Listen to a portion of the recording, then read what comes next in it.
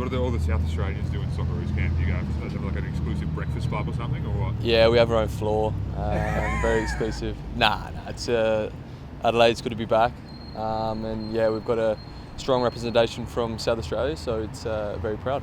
Career highlight for you, I guess. You wouldn't have played here for the Socceroos before. No, never. I've watched a game or two, but never played, so this would be definitely up there.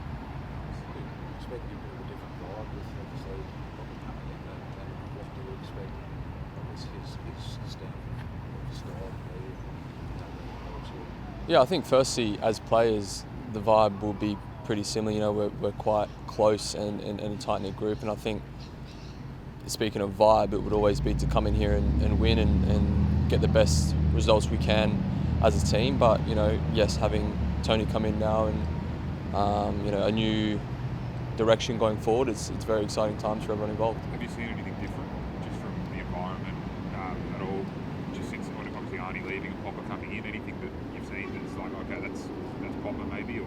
No, I think I've only been in here for a day, but so far, as I said, on a player stand, we're all still very together, and going forward, I'd like to think that'll remain.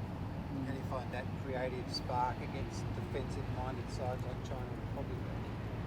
I think as a team like Australia, we come up against these teams that do sit off, and I think going forward, and in the past, we're going to have to find ways to break these teams down and avoid getting frustrated and kind of you know, find a way to win. So you learned a lot from those first two matches? Yeah, absolutely. You learn from every match, I think, win, lose or draw, and especially the games that you lose, I think you learn the most. So going forward, learning lessons and putting into place new ideas and hopefully you know, getting the results from that. What were your takeaways from those two games, Riley, having watched, I guess, from England? Oh yeah, obviously it's very disappointing. I think, you know, as a team, we know what we want. We know the end goal. Everyone wants to win, and we go out there giving our absolute best every game. And unfortunately, we weren't able to do that. But I don't think it was for lack of effort or lack of buying into what was asked from us as players.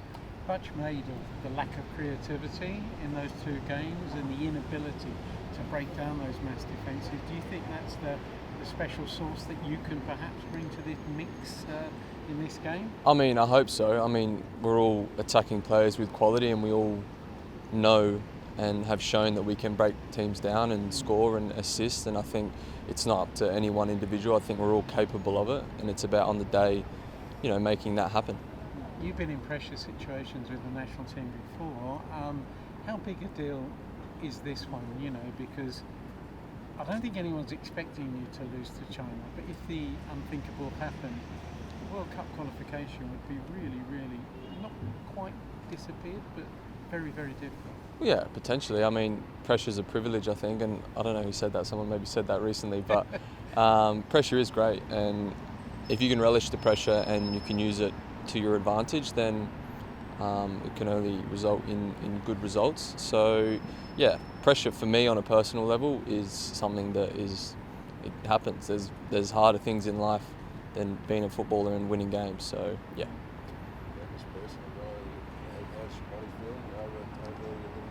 Yeah, I feel good. I've obviously been back for a few games at Clubland, so I'm doing everything I can every day to be as fit and available and feeling the best I can, for sure. How are you finding things? Second season or third season? I think it's my third season now. Yeah, loving it. Love everything about the club. Love the direction we're pushing in, and hopefully some positive times ahead. How mental is it playing in the Championship? I mean, it seems to be a casino league, you know, where anybody can do anything. Yeah, it's a bit of a grind, you know. I think on any given day anyone can beat anyone, so you have to be relentless, you have to be consistent, and then to be anywhere near the top and to be successful in the Championship, you need to be able to bring your A game as consistent as possible. Well, just with Stammer, I imagine you guys were at Adelaide United together some years ago, probably. Like, not sure if you saw what he's produced over the last few years coming, but like, it's pretty incredible, I guess, to see the way he's taken off from, you know, what most people thought was just an A-League player to now in the national team. Got an overseas move and looking really strong as a striker. Yeah, absolutely. I've always seen that in him, and I think a lot of people have, and he's gone and done that and showed what he is capable now. And I think there's still definitely more to come, and the mentality he has is great to see, and I'm super proud. Yeah. You mentioned first time playing for the national team in Adelaide. How many family and friends you got coming to the game? Yeah, I'm gonna have to make a list and ask around for a few tickets, I think. But I'll definitely have a few family and friends, and I'm really proud and looking forward to having them in the crowd and hopefully being able to play in front of them. Does this mean just as much to them, your parents, as it does to you? Yeah, I think so, for sure. I mean, the sacrifices that people have made along the way for myself to be here and to get the opportunities that I get, we're all in this together, and I can't thank not only my friends but the support network I've had for giving me this opportunity. Just going back to change of coach, are you expecting a different tactical approach very much from the Graham Arnold regime? I'm not too sure, to be honest with you. You know, we've had one training session yesterday, which was, for me personally anyway, quite a light recovery kind of because I got off the plane. So I'm sure we'll find more out today and going forward into the lead up to the China and the Japan game. Do you know what to expect from a Popper team, just from talking to players around the traps who've played under him and playing against his teams in the A-League as well? Yeah, somewhat. You know, I've played against teams that he's managed before. I never played under him myself, but I think it's an exciting brand of football and one that everyone who I've spoken to has bought into and has loved to play in. Asked about is obviously a strong South Australian flavour on this squad here. Is that something that Adelaide sort of wants, that Australia's done well to develop that talent, or is it just a coincidence that you've got all these talents coming from this? No, I think it's not a coincidence. I think South Australia has got a lot of talent, and I think we've shown that over the years that we can have a good representation from this state and from this city.